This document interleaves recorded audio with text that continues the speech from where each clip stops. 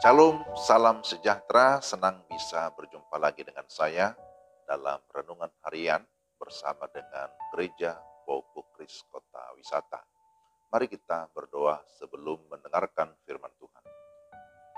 Kami datang kepadamu ya Tuhan memohon hikmat dan pengertian, supaya setiap kebenaran yang kami dengar, kami bisa pahami dengan baik, dan setelah itu kami diberikan kemampuan oleh Roh Kudus untuk kami dapat menerapkan dalam hidup kami.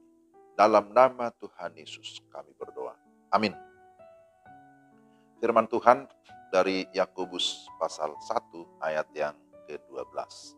Berbahagialah orang yang bertahan dalam pencobaan, sebab apabila ia sudah tahan uji, ia akan menerima mahkota kehidupan yang dijanjikan Allah kepada barang siapa yang mengasihi Dia.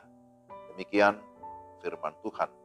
Tema renungan kita, hidup yang tahan uji. Saudara yang dikasihi Tuhan, ada ungkapan yang menyatakan bahwa hidup adalah sebuah ujian. Pemazmur berkata, "Ujilah aku ya Tuhan, dan cobalah aku, selidikilah aku."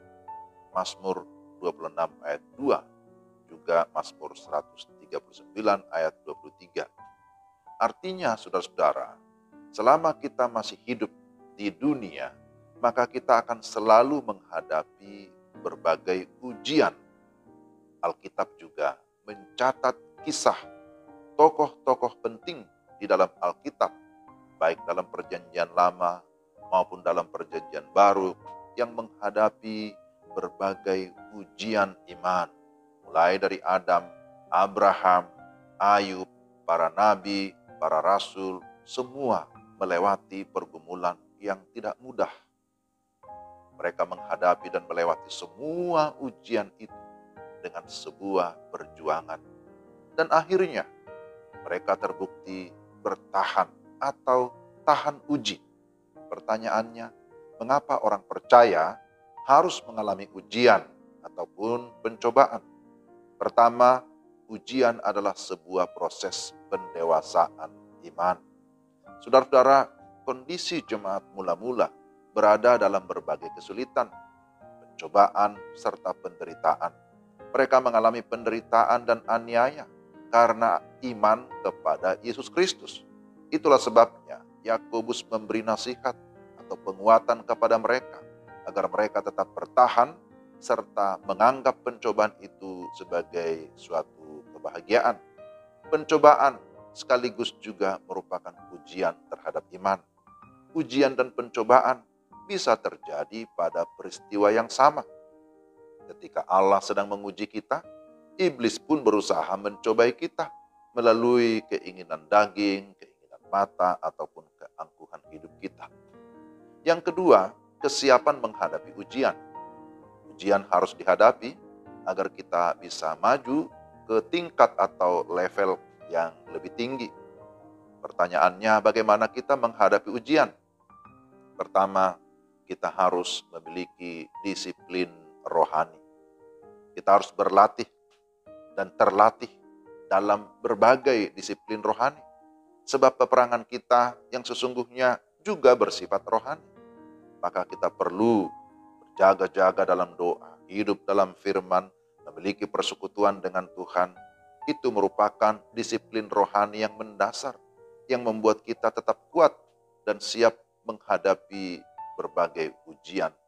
Yang kedua, memiliki iman yang teguh. Iman yang teguh artinya iman yang tidak dapat digeser oleh apapun, sekalipun dalam bentuk penderitaan, intimidasi, serangan apapun. Iman berfokus kepada Tuhan, bukan kepada masalah. Iman yang sejati tidak akan menjalani jalan pintas, tetapi siap menjalani proses dan tetap di jalan kebenaran. Iman yang memimpin kepada pengharapan akan mencapai kemenangan. Ketiga, memiliki hikmat. Hikmat memimpin kepada ketenangan dalam mengambil keputusan. Hikmat memberi ketetapan dan juga ketepatan dalam melangkah. Melangkah dengan sebuah tekad dan tidak mendua hati. Orang yang berhikmat maka akan melihat ujian atau pencobaan sebagai sarana Allah untuk mendewasakan iman dan kerohaniannya. Saudara, yang ketiga kita lihat apa sih maksud ataupun tujuan dari ujian ataupun pencobaan itu. Tuhan selalu punya tujuan dalam melakukan sesuatu. Maksud atau tujuan dari ujian adalah kemenangan dan kebahagiaan. Yakobus menulis, berbahagialah orang yang bertahan dalam pencobaan.